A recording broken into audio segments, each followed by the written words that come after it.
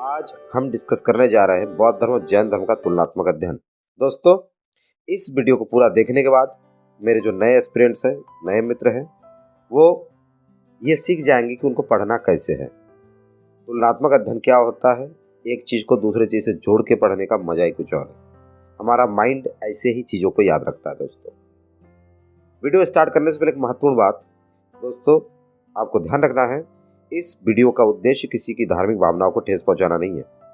इस वीडियो में वही तथ्य मैं आपके लिए लाने वाला हूं जो किसी न किसी एग्जाम में पूछा गया है या आने वाले किसी एग्जाम में पूछा जा सकता है। तो आपको अपने धार्मिक भावनाओं को किनारे करते हुए एक स्टूडेंट की तरह इस वीडियो को पूरा देखना है। चलिए आइए सीखते हैं एक नए स्टाइल से अध्ययन। तो दोस्तों, सबसे पहले देखते हैं जैन धर्म बौद्ध धर्म में अंतर में दोनों धर्मों के संस्थापक। तो दोस्तों, बौद्ध धर्म के संस्थापक गौतम बुद्ध हैं, वही जैन धर्म के संस्थापक आदिनाथ, जिसे ऋषभदेव भी कहते हैं, वे हैं, तथा जैन धर्म के वास्तविक संस्थापक महावीर स्वामी, जिनका एक नाम वर्धमान महावीर भी है, वे हैं। अगर आपसे पूछा जाए जैन धर्म के संस्थापक, तो आपको ऋषभदेव या आदिनाथ टिक करना है। वहीं अगर आपसे पूछा जाता है जैन धर्म का वास्तविक संस्थापक कौन है, तो आपको महावीर स्वामी ऑप्शन में दिखे वहीं पे टिक करना है। आइए दोस्तों देखते हैं दोनों का जन्म तथा जन्म स्थान। दोस्तों, गौतम बुद्ध का जन्म 563 ईसा पूर्व में कपिलवस्तु के निकट लुम्बिनी में हुआ था। वही महावीर स्वामी का जन्म लगभग 599 ईसा पूर्व वैशाली के निकट कुंडल ग्राम में हुआ था। दोस्तों, ये वैशाली वर्तमान बिहार का जिला मुजफ्फरनगर है। ठीक है। गौतम बुद्ध के माता पिता, दोस्तों, तो महात्मा बुद्ध के माता का नाम महामाया और पिता का नाम शुद्धोधन था। वही महावीर स्वामी के पिता का नाम सिद्धार्थ तथा माता का नाम त्रिशला था। महात्मा बुद्ध के पत्नी का नाम यशोधरा, पुत्र का नाम राहुल था। वही महावीर स्वामी के पत्नी का नाम यशोदा, पुत्री का नाम प्रियदर्शना या कहीं कहीं पर अयुज्जना भी था। ठीक है। नेक्स्ट पॉइंट है दोस्तों, महात्मा बुद्ध की माता माया देवी कोलीय गणराज्य से संबंधित थी। किससे दोस्तों? कोलीय गणराज्य। और महात्मा बुद्ध के पिता शाक्य कबीले के प्रधान थे। वही महावीर स्वामी की माता त्रिशला वैशाली के लिच्छवी वंश के प्रमुख चेटक की बहन थी और उनके पिता सिद्धार्थ गैत्रिक क्षत्रियों के प्रधान थे। महात्मा बुद्ध के शाक्य कबीले के, इसलिए उन्हें शाक्य मुनि कहा जाता है, ध्यान रखना है आपको। और वही महावीर स्वामी के गैत्रिक क्षत्रियों के प्रधान थे। ठीक है। गृह त्याग। तो दोस्तों, महात्मा बुद्ध ने 29 वर्ष की अवस्था में गृह त्याग किया। बौद्ध धर्म में इस घटना को महावरिष्कर्मण कहा गया है। वही महावीर स्वामी ने 30 वर्ष की अवस्था में गृह त्याग किया था। दोस्तों, महात्मा बुद्ध के गुरु आलार कलाम तथा बाद में इनके गुरु रुद्रक रामपुत्र बने। ठीक है। नेक्स्ट पॉइंट दोस्तों, ज्ञान प्राप्ति। दोस्तों, आपको ध्यान रखना है, बौद्ध धर्म में ज्ञान को निर्वाण कहते हैं, वही जैन धर्म में ज्ञान को कैवल्य कहते हैं। ठीक है। निर्वाण और कैवल्य ध्यान रखना है। महात्मा बुद्ध को 6 वर्ष की कठिन साधना के पश्चात 35 वर्ष की अवस्था में वैशाख पूर्णिमा के दिन बोध गया में निरंजना नदी, जिसे फाल्गु नदी भी कहा जाता है, इसी नदी के तट पर बोधि वृक्ष के नीचे निर्वाण अर्थात ज्ञान प्राप्त हुआ था। वही अगर हम महावीर स्वामी को देखें तो जृंबिक ग्राम के समीप ऋजुपालिका नदी के तट पर एक शाल वृक्ष के नीचे इन्हें कैवल्य प्राप्त हुआ था अर्थात ज्ञान प्राप्त हुआ था। आइए देखते हैं दोस्तों दोनों का प्रथम उपदेश। दोस्तों, महात्मा बुद्ध ने ज्ञान प्राप्ति के पश्चात वाराणसी के निकट सारनाथ, जिसे ऋषिपत्रम भी कहते हैं, में अपना प्रथम उपदेश पाली भाषा में दिया था। किस भाषा में दोस्तों? पाली भाषा में।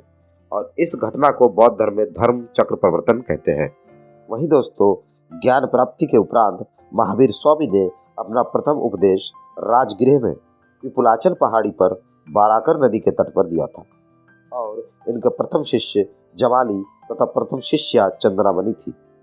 वही महात्मा बुद्ध के सर्वप्रिय शिष्य आनंद तथा प्रथम महिला शिष्या प्रजापति गौतमी थी। इनके प्रथम 2 अनुयायी कालिक और तपासु थे। ठीक है दोस्तों, आइए देखते हैं दोनों धर्मों के दर्शन। तो दोस्तों, बौद्ध धर्म अहिंसा तथा रूढ़िवादी नास्तिक है, वही जैन धर्म भी अहिंसा को अत्यधिक बल देता है और नास्तिक है। दोस्तों, बौद्ध धर्म में निर्वाण प्राप्ति के लिए बुद्ध ने अष्टांगिक मार्ग बताया है, वही जैन धर्म में मोक्ष प्राप्ति के लिए त्रिरत्न सिद्धांत है। जी हाँ दोस्तों, त्रिरत्न सिद्धांत। ये क्या है दोस्तों? जैन धर्म में सम्यक ज्ञान, सम्यक दर्शन और सम्यक चरित्र। वही बौद्ध धर्म में भी त्रिरत्न है, वो है बुद्ध, धम्म और संघ। आइए दोस्तों देखते हैं दोनों ही धर्मों के धार्मिक ग्रंथ। दोस्तों बौद्ध धर्म में सबसे पवित्र ग्रंथ है उनका त्रिपिटक। त्रिपिटक जो कि 3 है, सुत्त पिटक, विनय पिटक और अभिधम पिटक, वीडियो में हम देख चुके हैं। ठीक है, और इनका पवित्र ग्रंथ है जातक कथा, जिसमें बुद्ध के पूर्व जन्म की कहानी है। नेक्स्ट मिलिंदपनहो, दीपवंश, जिसमें श्रीलंका का इतिहास है। महावंश, ये सभी पाली भाषा में है, परंतु अश्वघोष द्वारा लिखित बुद्ध चरित्र संस्कृत भाषा में है। इसे बौद्धों का रामायण भी कहा जाता है दोस्तों। जी हाँ, बुद्ध चरित्र को बौद्धों का रामायण कहा जाता है। ठीक है, कुछ और ग्रंथ है थेरीगाथा और अंगुत्तर निकाय। दोस्तों इसी अंगुत्तर निकाय नामक बौद्ध ग्रंथ में 16 महाजनपदों का उल्लेख है। वही आइए देखते कुछ जैन ग्रंथ। दोस्तों जैन साहित्य कल्पसूत्र जैन धर्म का महत्वपूर्ण ग्रंथ है, जिसकी भाषा संस्कृत है और इसकी रचना भद्रबाहु ने की थी। किससे दोस्तों? भद्रबाहु, कल्पसूत्र याद रखना आपको। और एक महत्वपूर्ण जैन ग्रंथ है आगम। क्या दोस्तों? आगम। नेक्स्ट जैन ग्रंथ है दोस्तों 14 पूर्व। ये बार बार परीक्षा में पूछा जाता है, 14 पूर्व। ठीक है, ये प्राचीनतम जैन ग्रंथ है। नेक्स्ट है दोस्तों भगवती सूत्र। दोस्तों इसी भगवती सूत्र नामक जैन साहित्य में 16 महाजनपदों का उल्लेख है। और बौद्ध धर्म में अंगुत्तर निकाय, जिसमें 16 महाजनपदों का उल्लेख है, वही भगवती सूत्र जैन ग्रंथ में भी 16 महाजनपदों का उल्लेख है। ठीक है, ध्यान रखना है। नेक्स्ट इंपॉर्टेंट पॉइंट दोस्तों, महात्मा बुद्ध ने सर्वाधिक उपदेश कौशल देश की राजधानी श्रावस्ती में दिया था। बार बार प्रश्न पूछा जाता है कि महात्मा बुद्ध ने अपना सर्वाधिक उपदेश कहाँ दिया था? तो कौशल देश की राजधानी श्रावस्ती में दिया था, उत्तर प्रदेश में ही है। और श्रावस्ती में ही बुद्ध ने 21 वर्षाकाल व्यतीत किया था। 21 वर्षाकाल। ठीक है, और तत्कालीन समय में उस कौशल राज्य की राजधानी क्या थी? श्रावस्ती, ध्यान रखना। ठीक है, वही महावीर ने जैन संघ की स्थापना पावा में की थी। जिन बनने के पश्चात उन्होंने 30 वर्ष तक गंगा के मैदान में अपने धर्म शिक्षा प्रदान की थी। ठीक है, नेक्स्ट पॉइंट है दोस्तों, बौद्ध धर्म में आत्मा तथा परमात्मा दोनों के अस्तित्व को अस्वीकार किया गया है। ध्यान रखना है, आत्मा और परमात्मा दोनों को अस्वीकार किया गया है बौद्ध धर्म में। वही जैन धर्म में देवताओं का अस्तित्व स्वीकारा गया है, परंतु उनका स्थान महावीर से नीचे है। और आत्मा के अस्तित्व को जैन धर्म में स्वीकार किया गया है। ध्यान रखना है। ठीक है, यही बौद्ध धर्म में स्वीकार नहीं किया गया है। आइए दोस्तों आगे देखते हैं दोनों ही धर्मों में विभाजन। तो दोस्तों बौद्ध धर्म में विभाजन चतुर्थ बौद्ध संगीति के उपरांत हुआ था, जिसमें हीनयान तथा महायान नाम के 2 ग्रुप में ये बट गए। ठीक है, हीनयान में ना कोई देवता है और ना कोई आत्मा। ठीक है, और ये दक्षिण भारत में प्रचलित रहा है। वही महायान बोधिसत्व की कल्पना करता है। ठीक है, और ये उत्तर भारत में प्रचलित है। वही दोस्तों बौद्ध धर्म का एक और संप्रदाय है वज्रयान।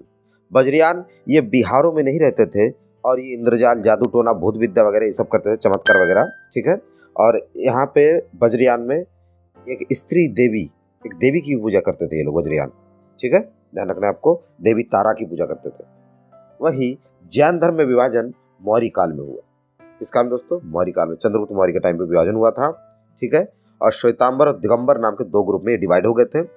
श्वेतांबर जो ग्रुप था, इसके हेड बने थे स्थूलभद्र, जो कि उत्तर भारत में रह गए थे। और वही दिगंबर के हेड थे भद्रबाहु, जो दक्षिण भारत चले गए थे। इन्हीं के साथ चंद्रगुप्त मौर्य भी दक्षिण भारत में चले गए थे और वही संलेखना व्रत के माध्यम से अपने शरीर का त्याग किया था इन्होंने। अब आइए देखते हैं दोनों ही महापुरुषों की मृत्यु। दोस्तों महात्मा बुद्ध की मृत्यु, जिसे बौद्ध धर्म में महापरिनिर्वाण कहा जाता है, 80 वर्ष की आयु में 483 ईसा पूर्व में उत्तर प्रदेश के कुशीनगर में हुई थी। ध्यान रखना है, उत्तर प्रदेश के कुशीनगर में। वही महावीर स्वामी की मृत्यु 72 वर्ष की अवस्था में 527 ईसा पूर्व में पावापुरी, ये बिहार में है। ठीक है, यहीं पे इनको निर्वाण प्राप्त हुआ था। इनके निर्वाण दिवस पर घर घर दीपक जलाकर दिवाली मनाई जाती है। ध्यान रखना है। अब दोस्तों देखते कुछ ऐसे फैक्ट जो आपके लिए जानना बहुत जरूरी है। इनमें से पहला फैक्ट है दोस्तों, बौद्ध साहित्य में महावीर स्वामी को बुद्ध का प्रतिद्वंदी कहा गया है। बुद्ध का प्रतिद्वंदी किसे कहा गया दोस्तों बौद्ध साहित्य में? महावीर स्वामी को। ठीक है, नेक्स्ट पॉइंट दोस्तों, बंगाल के कट्टर शैव राजा शशांक ने 7वीं शताब्दी के प्रारंभ में कन्याकुब्ज पर अपने आक्रमण के समय, मतलब कन्याकुब्ज वो आक्रमण करने जा रहे थे, इसी दौरान वो गया में रुके, बोध गया में, और वही बोधि वृक्ष को लगभग संपूर्ण नष्ट कर दिया था इन्होंने। ठीक है, ध्यान रखना है। नेक्स्ट इंपॉर्टेंट पॉइंट जो बार बार आपकी परीक्षा में पूछा जाता है वो है उत्तर प्रदेश में बौद्ध धर्म और जैन धर्म दोनों का केंद्र कौन सा स्थान था?